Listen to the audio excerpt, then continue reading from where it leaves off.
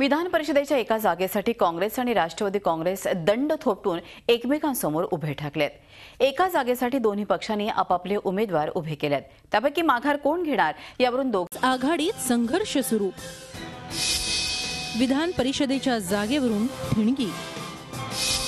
काँग्रेस राष्ट्रवादीचे दबावाचे राजकारण। तटकरेंनी का धरला विधान परिषदेचा मार्ग? शिवसेनेचे विनायक राऊत खासदार झाल्यानं त्यांच्या रिक्त जागेसाठी विधान परिषदेची निवडणूक होतीये।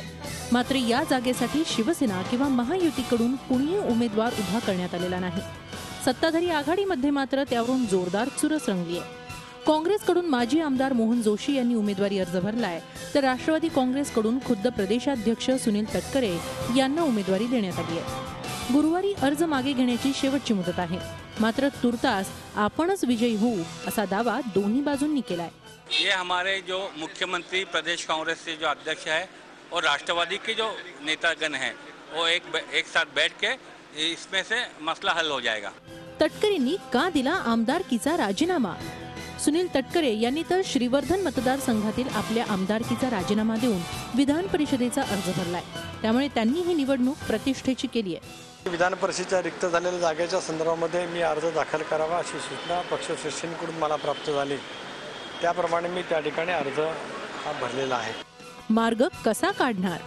अशा परिस्थितीत सामोपचाराने मार्ग काढला जाईल अशी भूमिका उपमुख्यमंत्री अजित पवार यांनी मांडली आहे। शिवसेनेची जागा रिक्त झाली हे विनायक राऊत खासदार झाल्यामुळे आणि त्याच्यावर ती जागा रिक्त असल्यामुळे ह्याच्यामध्ये काँग्रेस आणि राष्ट्रवादी एकत्र राहिली तर ती जागा आरामात निवडून येईल। कारण आमच्या सगळ्यांचं मिळून जवळपास 250 आमचे आमदार आहेत आणि विरोधकांचे 101 आमदार आहेत। विधानसभेत कुणाची किती ताकद?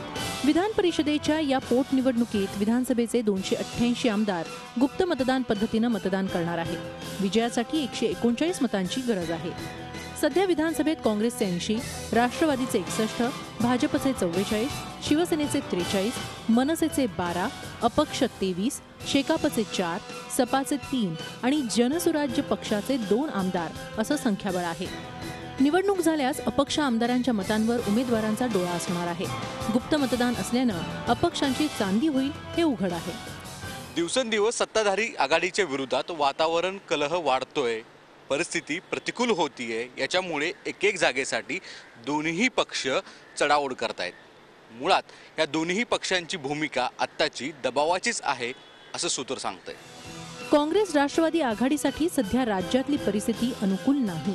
अशा परिस्थितीत काँग्रेस राष्ट्रवादीनं हातात हात घालून काम करण्याची गरज आहे। मात्र प्रत्यक्षात दोन्ही पक्षातील संघर्ष वाढत चाललाय। त्यामुळे आघाडीचं काही खरं नाही असंच बोललं जात आहे। सागर कुलकर्णीसह bureau report, Zee media, Mumbai.